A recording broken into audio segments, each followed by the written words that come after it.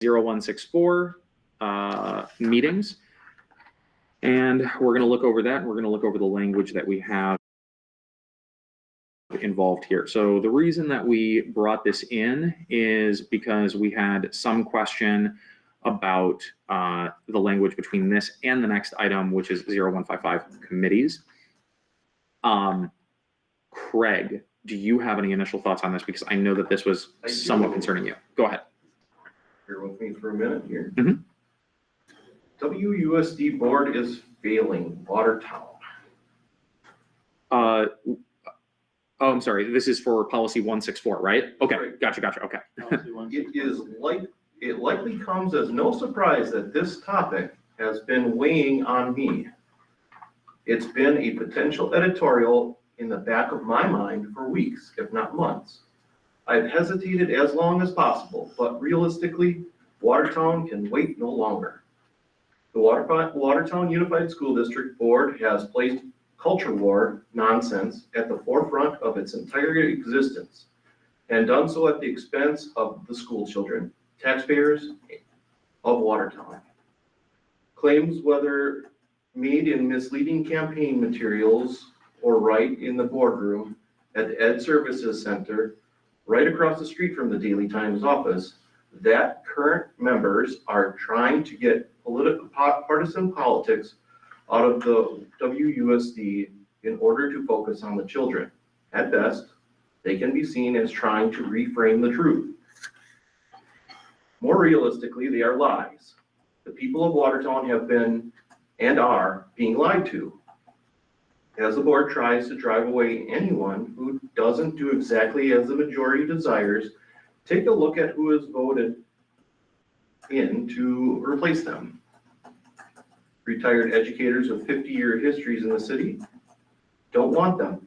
Individuals with literal PhDs in the educational field, not relevant to the position. Certainly, those who have been selected to replace resigning members may well be fantastic people. It remains abundantly clear that they have been selected not for their credentials to the position, but rather their desire or willingness at worst to go along with what the majority wants. In multiple cases, those individuals have been recruited specifically to fill those roles. That may not quite be illegal under state open meetings law, but it is certainly not in the spirit of the rules. The board has little time for solving a funding crisis that is largely no fault of previous boards, nor positioning WUSD as a selling point to a community that is competing for new residents. Instead, it is determined to set new records for disapproval from parents and staff. Serving the constituency has to be a priority rather than continuing to gauge the culture war trash, or worse yet, seeking a launchpad for future political aspirations for multiple board members who have made no secret of that fact.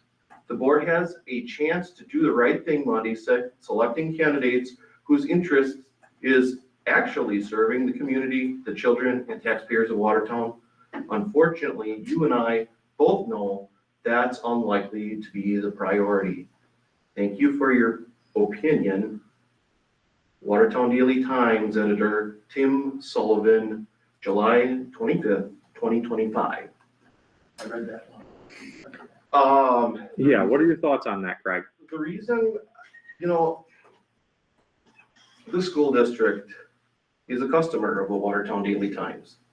We spend thousands of dollars annually to do business with them, and we get that. At some point, one has to question whether or not they're capable of objective reporting at all. And why are we subsidizing it? So, because he's got a right to his opinion. He certainly does.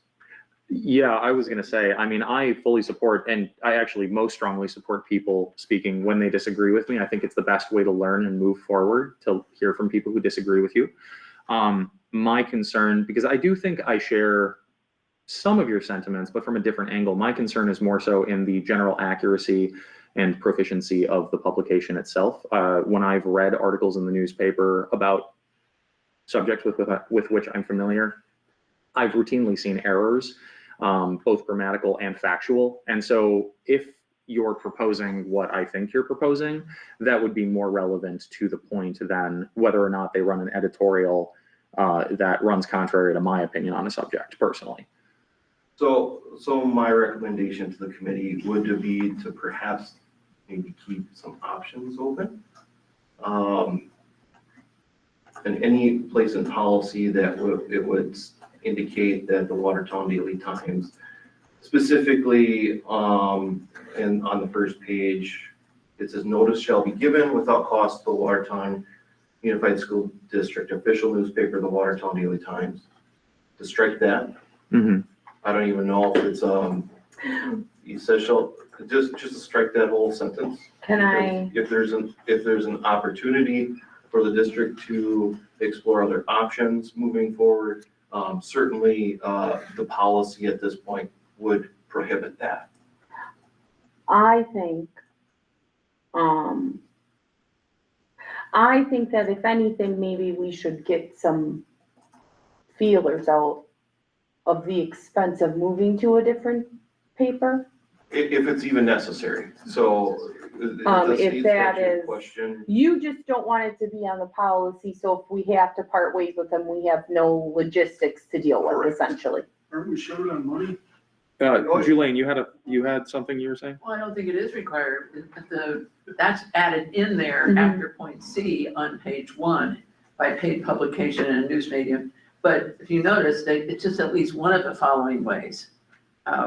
It's my understanding we've added the Daily Times to it. I want to say mostly because we always have. I'm looking at Lynn because I'm sure she's the one that actually sends it over to the paper, right? I think we're legally required to at least put the summaries in, not necessarily the agendas, but we still do all of that, so. It's a question that we have to, Right. yeah, there's a question that we have to have answered later, I guess. But I don't think there's anything that obligates us to define what the official newspaper is in policy. That's what my understanding. Yeah. I agree, per state statute, it just says we need to have a paper of record. It doesn't say that our paper of record has to be noted, like our official paper of record doesn't have to be It documented. has to be published. So, excuse me, sir. No offense. I'm not trying to get in on you, but the way that meetings are run, there's a time for public input at the beginning. So hold your comments. I'd be more than happy to speak with you once the meeting is concluded, though. Thanks for wanting to be engaged. I really appreciate it. Yep. Thank you. One other point too is, yeah, we do happen to have some financial concerns. Perhaps maybe this might be an opportunity to look to see if there's a way to to save some funds in the future. Absolutely. If it's even necessary anymore. I don't know. But if you read this policy, it says in the last sentence there, in addition, such notice shall be made public in at least one of the following ways, and there's 3. Right. So the third one is the paper. So it is not required that we announce meetings in any kind of paid publication. We can choose A or B, which I think we already do. B, I know we do. Mhm. So because we do B, we've already met the letter of the policy and the law. Because that's state law that requires that we give a public notice on the meeting. Gotcha. But it does not have to be in a newspaper. No. Okay. All right. Yeah. As long as we are not violating a state law by taking away that specification, I'm fine with making that amendment and striking that line in this policy. Craig, if you see that language in any other policy, I'd be more than happy to see the same happen, but let me know. We can bring that forward for that adjustment. So I want to make sure I'm reading that right. And Lynn, I am looking at you because I know you're the one that's been doing this for years. She is okay? the expert. So open meetings for non-board committees shall be given pursuant to statute. Such notice shall be given without cost to any news media that submits a written request for meeting notices and to a news medium likely to give notice in the WUSD's geographic area. And then it says, in addition, such notice shall be made public. So I may have to back up a little bit on my statement. Mhm. If the Watertown Daily Times requests that we give it to them, then we have to. Yeah. With no cost. Okay, But then we but would pay that for gives you the out, Craig, because it doesn't say, we're still eliminating the statement about which which print media we would use. Yeah, I would defer to whatever, whatever legal, rules we have. I don't know if that sentence is required at all.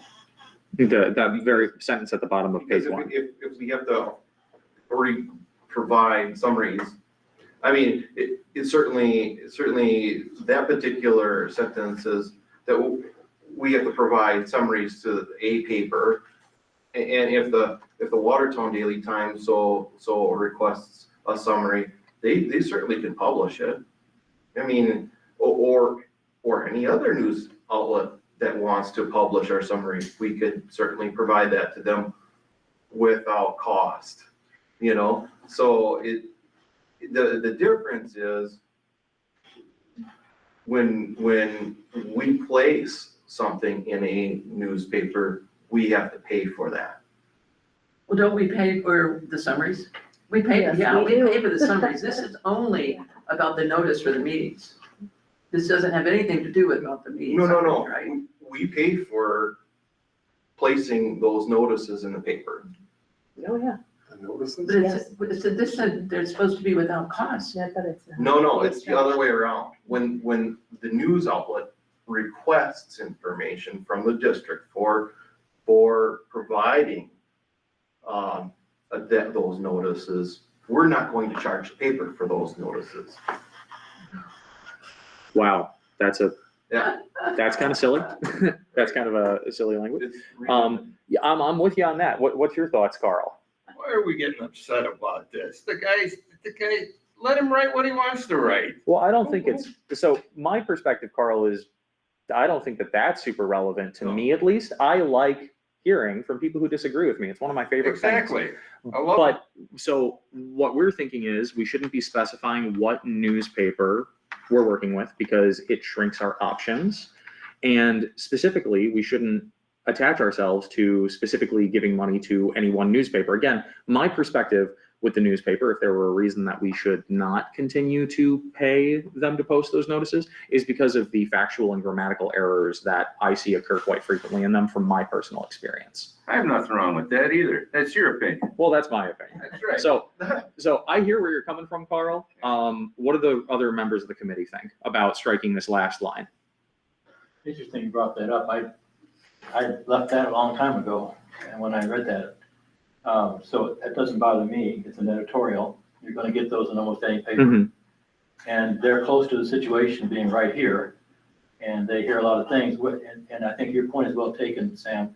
If you see errors in there, especially factual errors about things that they're putting in there as fact, Mhm. then that's a real problem. I'd rather not pay them to post things if I know that there is a real chance that they may post something incorrect. It's one thing, they can post whatever they want, they can publish whatever they want, but I do care greatly about the accuracy of what's being published. So, I'm not, but I just want to clarify, I do not disagree with you. Yeah. No.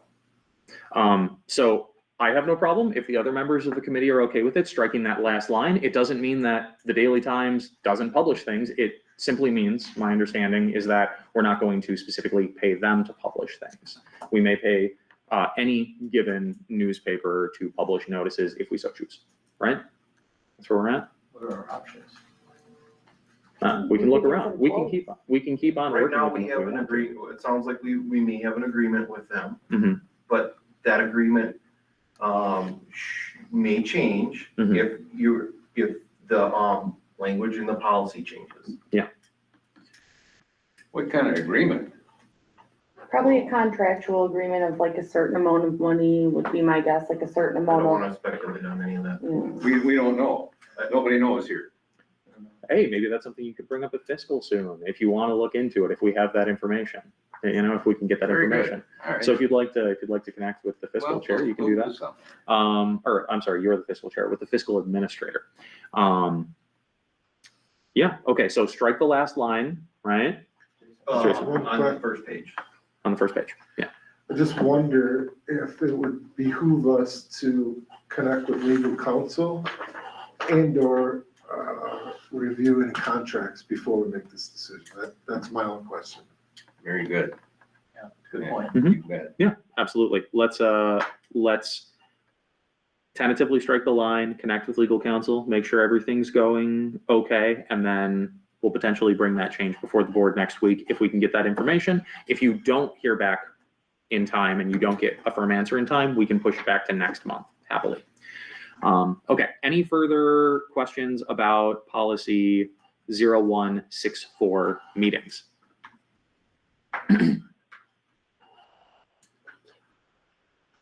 Nope. Okay, Not for me. then we'll move on to the next one, 0155.